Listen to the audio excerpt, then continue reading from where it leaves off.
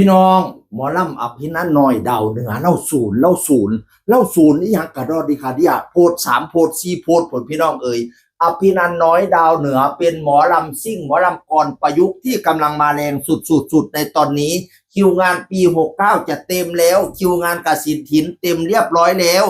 งานจนฮอดปี71 72แล้วตอนนี้นะพี่น้องสำหรับอภินันท์น้อยดาวเหนือเป็นหมอลำซิ่งหมอลำประยุกต์ที่ชื่อเสียงโด่งดังมากๆในยุคนี้ว่าต่อไปงานเยอะมากๆในยุคนี้ว่าต่อไปเพราะว่าเราล่ำได้หลายแบบโจทย์แก้แบบถามล่ำแบบให้ผู้เฒ่าฟังก็ได้แล้วกันเพลงแบบน้ำสมัยแล้วก็ร้องได้พี่น้องเอ๋ยล่ำซิ่งแล้วก็สุดยอดแล้วต่อไปวันนี้เราศูนย์นี่อย่างว่าตีแล้วมาโพดมาจังสิล่ะจ้างยอดว่ามักที่เป็นตัวของผมอย่าจ้างเพื่อสิเอาเจ้าของเกินไปถ้าบ่บักหมอลำก็จะมาจ้างหมอลำเพราะข่อยคือหมอลำ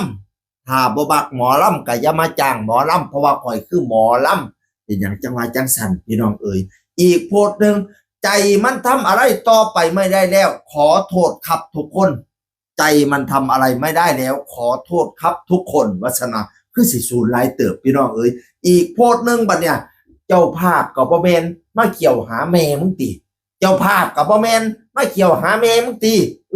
มาเกี่ยวยังกระรอกกระเดียเจ้าภาพกับบ่แม่น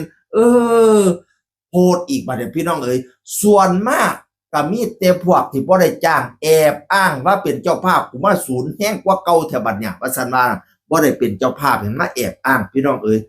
ทำเป็นฟังหมอลำไม่เป็นเลี้ยวเบื้องหน้าก็เล่าบ่เกินกันกับข่อยดอกเจ้านั่นน่ะฝังใจข่อยคักซะว่าซั่นว่าทำเป็นมาฟังหมอลำบ่เป็นเดี๋ยวเบิ่งเงาหน้าน่ะบ่เล่าบ่เกินกันกับข่อยดอกเจ้านั่นวังนี่ด้วยประการละเส้นนี้โพด5โพดลวด1 2 3 4 5 6โพดลวดคือสิแม่นศูนย์หลายพี่น้องเอ๋ยเนื่องจากว่าคนไปเขี่ยวให้เราเตยเขี่ยวไปให้เราร้องเพลงเรากำลังล่ำแบบสังวาสเก่าๆกับบ่จักล่ำแบบจุดแก้ปวดแต่ถามให้ผู้เฒ่าฟังกับบ่จักตอนนั้นมันให้มีหรอกมีคนนักไปเกี่ยวเต้ยร้องเพ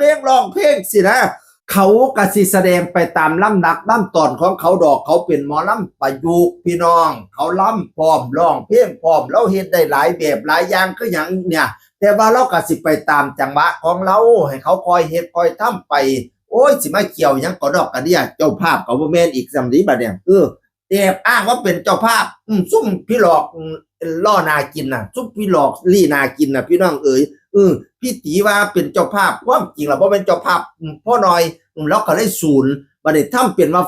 ฟังหมอลำบ่เป็นพะนะว่าเบิ่งเงาหน้าแล้วโอ้ยเล่าบ่เกินกันโอ้ยโพดโพทำเป็นหมอลำฟังหมอลำบ่เป็นนิสัยนั่น